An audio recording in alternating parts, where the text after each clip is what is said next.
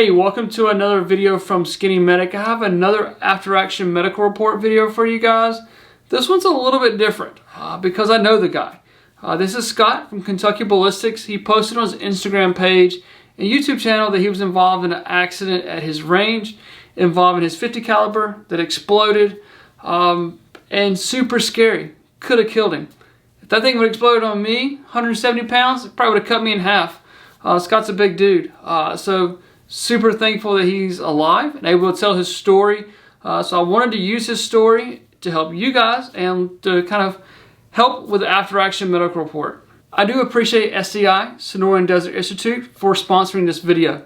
If you're looking for gunsmithing classes or other firearms related classes, they're absolutely a great source for that. So I'll put a link down below for their information. I will put a link to his video here. You can go watch the entire video. He describes the rifle situation in a lot more detail than I'm going to describe here, but basically to give you a quick overview, it is an armor penetrating round. He loads it in there, screws the cap on, locks it down, pulls the trigger, and it explodes. He shot this rifle before. This just happened to be a really hot round and it exploded in his face. And he's lucky to be alive. It's not graphic.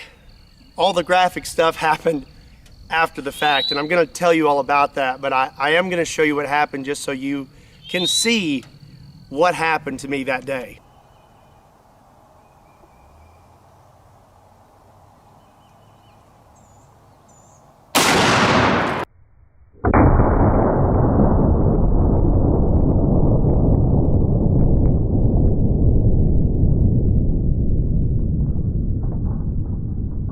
So one of the things I want to talk about is having a med kit, a trauma kit.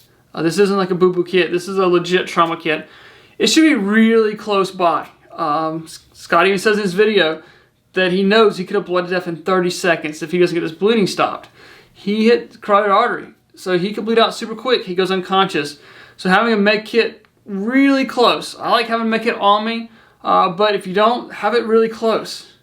The other thing I want to bring attention to is the fact that he wasn't shooting alone. He wasn't by himself. His cameraman is his dad, Scott as well.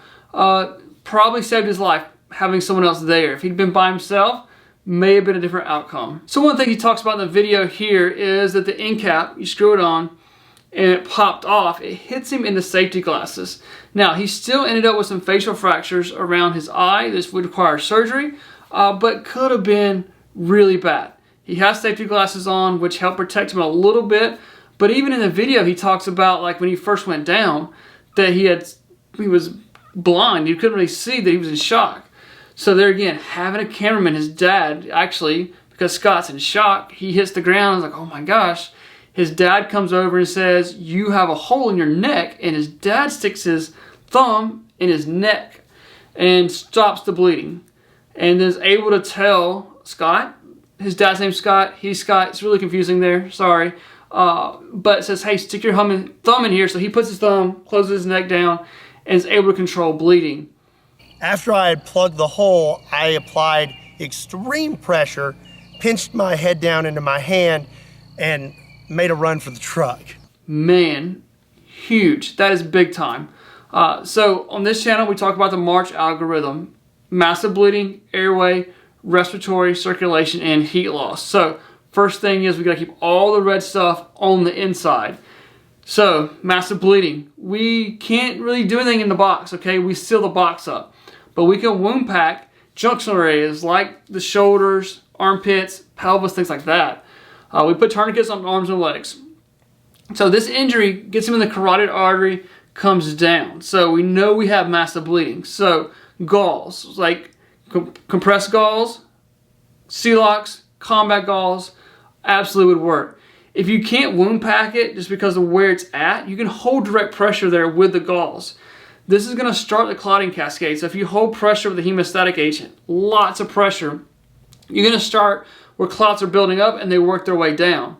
So we can wound pack that, but if we can't wound pack it, just hold direct pressure and get the bleeding control. I was not aware that my jugular was lacerated, but I did know this is really bad. I have a law enforcement background and I've been trained in injuries and wounds and gunshots and things like that.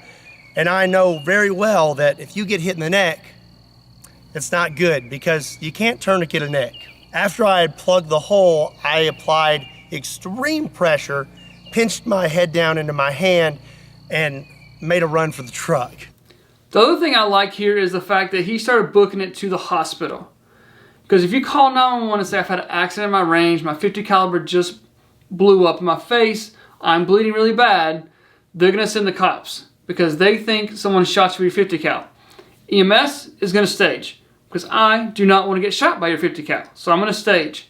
So the fact that he left and he's headed to the hospital and they're going to meet halfway is huge. That probably saved a lot of time from him getting to the hospital just by getting in the car and booking it. I did kind of laugh when you listen to him talk because he's hoarse, he's got a little bit of a cough, it's not COVID, it's where he was intubated.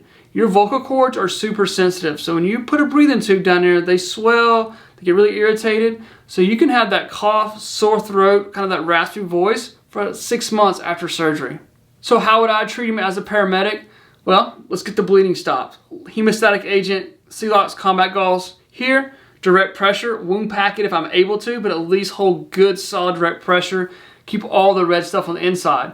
Scott said they gave him about 5 units of blood, I believe, so he definitely lost a good bit of blood there, so trying to keep all that on the inside would have been my main priority.